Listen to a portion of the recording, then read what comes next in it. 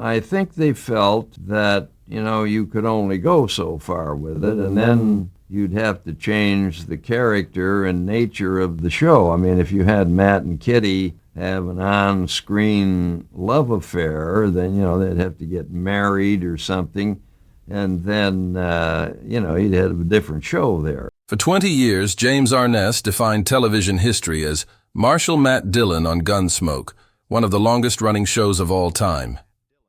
To millions of fans, he was the strong, steady lawman who kept Dodge City safe. Behind the scenes, Arness was known for his professionalism, his quiet demeanor, and his fierce loyalty to the series that made him a household name. But even the most respected stars have their limits. In a rare and surprising admission, James Arness revealed there was one co-star he simply could not stand working with. For a man who spent decades building friendships and trust on the Gunsmoke set, this revelation shocked fans and cast members alike. Who was the actor that pushed him to his breaking point, and what really happened behind the cameras of America's most beloved Western?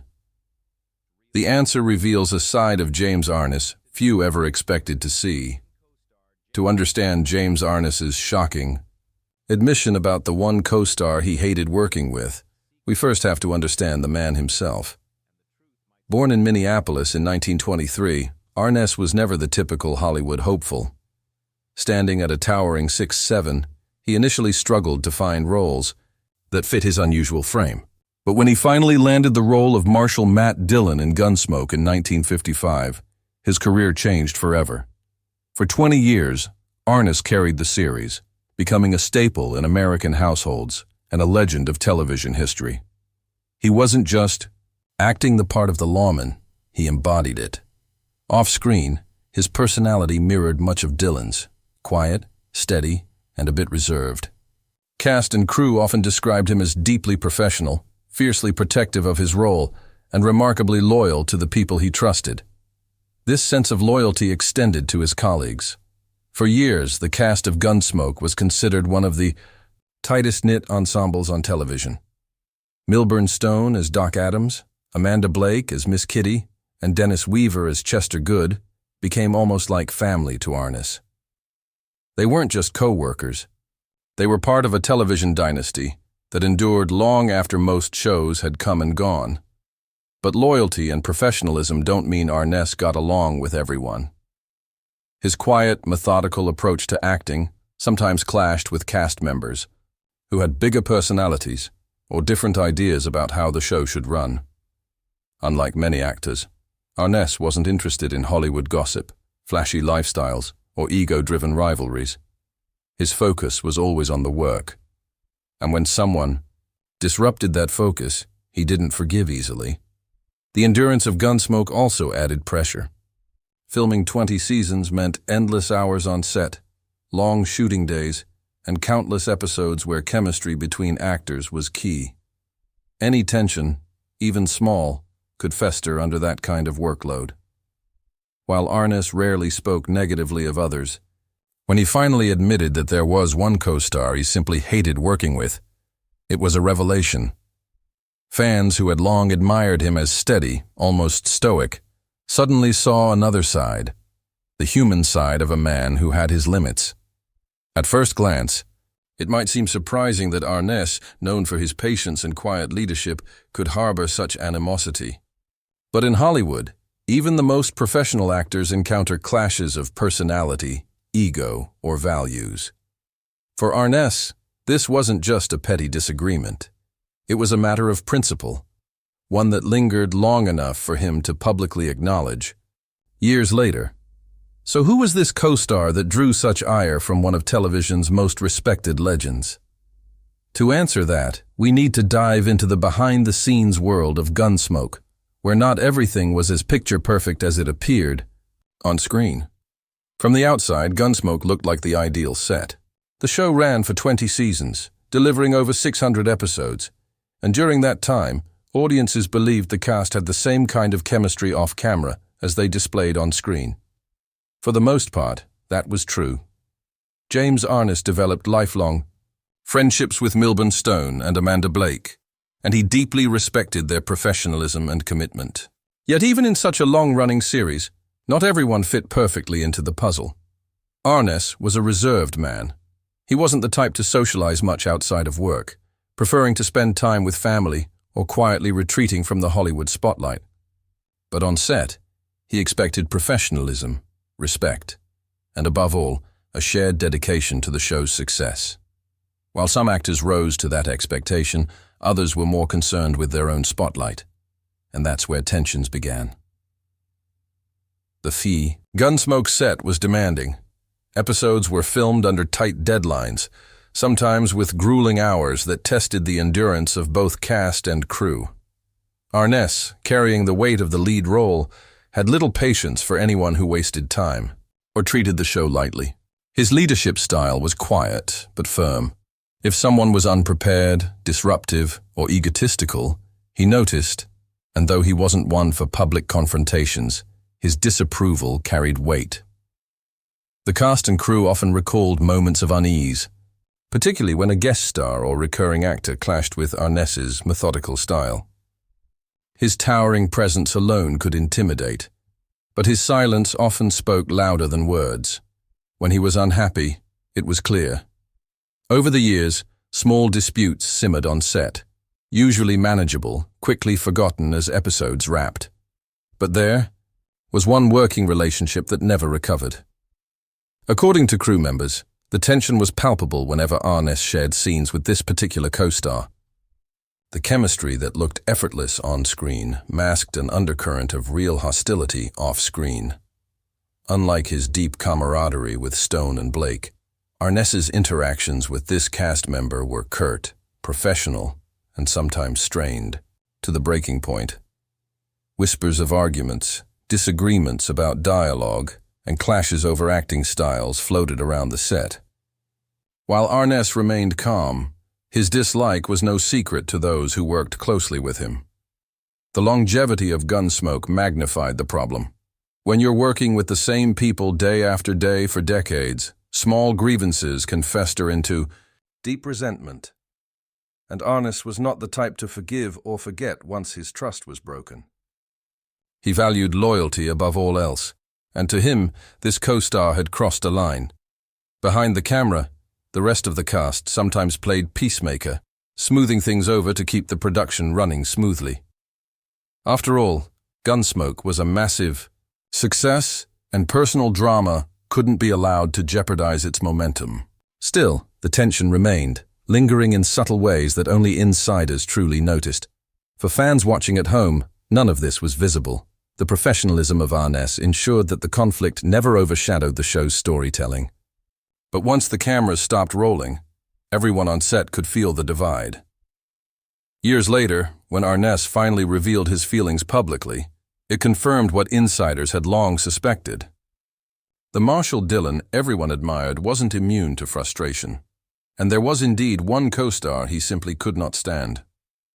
Among the sprawling cast of Gunsmoke, James Arness's relationships with his fellow actors were, for the most part, respectful and warm. But there was one notable exception: his strained relationship with actor Dennis Weaver, who played Chester Good, Marshal Dillon's loyal deputy. At first glance, their on-screen chemistry looked flawless. Chester's quirky mannerisms and folksy humor balanced Dillon's stern, commanding presence, creating a dynamic fans adored. For 9 seasons, the pair were inseparable, with Chester becoming one of the most recognizable characters on television. To audiences, they appeared like an ideal duo, but behind the curtain, things weren't so smooth. Weaver, by nature, was ambitious and restless.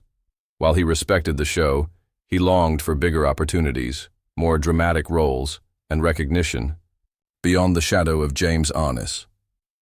Weaver was a method actor, deeply committed to bringing layers to his character, sometimes challenging scripts or improvising in ways that disrupted Arness's strict adherence to structure. Arness, who was disciplined and no-nonsense, quickly grew irritated. To him, Weaver's constant adjustments came off as self-serving rather than collaborative. He wanted order, efficiency, and respect for the writer's and director's vision. Weaver, on the other hand, felt stifled, believing his talents deserved, more room to shine. Tensions rose quietly at first. Crew members recalled subtle signs. Arness's impatience when Weaver delayed takes, his cold responses when Weaver tried to discuss altering dialogue, and his reluctance to engage in casual conversation between scenes. While Arness was not known for explosive outbursts, his disapproval hung heavy in the air. The real breaking point, however, came when Weaver made the bold decision to leave Gunsmoke in 1964, despite the show's dominance in the ratings. To Arness, it felt like betrayal. Dillon and Chester were the backbone of the early series. Their partnership symbolized the law and loyalty of Dodge City. When Weaver walked away, chasing bigger ambitions in Hollywood, Arness took it personally. Though Weaver went on to enjoy success in projects like McCloud, his exit cast a long shadow. Arness rarely spoke about him publicly, but when he did, his words carried unmistakable weight. He admitted he never fully forgave Weaver for leaving, and privately he expressed that working with him had been one of his greatest frustrations on set. To Arness, Weaver wasn't just a co-star, he was someone entrusted with carrying Gunsmoke's heart. By abandoning that responsibility, Weaver had violated the loyalty Arness held sacred. And for a man who valued trust above all else, that was something he could never overlook. Interestingly, fans never detected this animosity. Their characters' bond appeared genuine, and in many ways it was, at least in the early years. But the underlying professional disagreements and Weaver's restless ambition slowly unraveled the relationship. By the time Weaver left, Arness's disappointment had hardened into something much deeper: resentment. For years afterward, interviews hinted at this rift. Arness rarely mentioned Weaver by name when reminiscing about the show. When asked about Chester, he often deflected, shifting the spotlight to other co-stars instead. His silence spoke volumes. To this day, the divide between James Arness and Dennis Weaver remains one of the lesser-known truths of Gunsmoke. While fans remember them as a legendary duo, Arness himself remembered something different. A co-star he could never truly forgive. James Arness was a man of few words, both on and off the screen. His towering presence and quiet authority defined Marshal Matt Dillon for 2 decades. But beyond the badge, Arness valued loyalty and consistency above all else. That's why his rift with Dennis Weaver left such a deep and lasting mark on him. Even after Weaver's departure, Gunsmoke continued to thrive. The show introduced new characters, including Festus Hagen, played by Ken Curtis, who eventually became Dillon's trusted deputy. Festus brought a different energy, comedic, rough-edged, and unpredictable, and fans embraced him wholeheartedly. But for Arness, there was always a lingering wound. The loyalty he expected from his original deputy, Chester, had been broken, and it subtly changed the way he approached his relationships on set. Co-stars who worked with Arness in later years often described him as kind, yet guarded. He was supportive, but there was a clear boundary, a professional wall that few could cross. While he respected Ken Curtis and others, he never formed the same bond he had once tried to build with Weaver. It was as though the first betrayal had taught him a hard lesson. Trust was fragile, and once lost, it could never fully be repaired. Over time, fans speculated about Arness's silence regarding Weaver. Interviewers pressed him about Chester's absence or about why Weaver had left, but Arness rarely opened up. On the rare occasions he did, his responses were curt and laced with disappointment. He acknowledged Weaver's talent but made it clear that he resented the way things ended. For Weaver, the story was different. He spoke fondly of his time on Gunsmoke and praised Arness's professionalism. Yet even in his recollections, there was a sense of distance, an acknowledgement that their working relationship had not been entirely harmonious.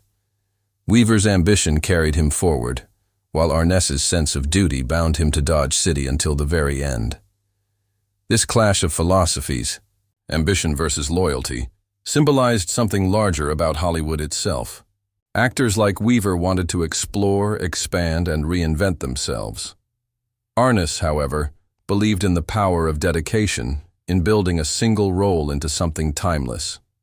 For him, walking away from Gunsmoke wasn't just a career choice. It was a rejection of everything he held dear. In later years, Arness became more reflective. While he never softened his stance on Weaver, he often spoke about the lessons Gunsmoke had taught him, the importance of responsibility, the value of showing up every day, rain or shine, and above all, the meaning of loyalty to the audience, to the crew, and to the legacy they built together. When Arness passed away in 2011, tributes poured in from around the world. Fans remembered him as the stoic marshal who kept Dodge City safe for 20 years. Co-stars praised his professionalism, discipline, and quiet generosity.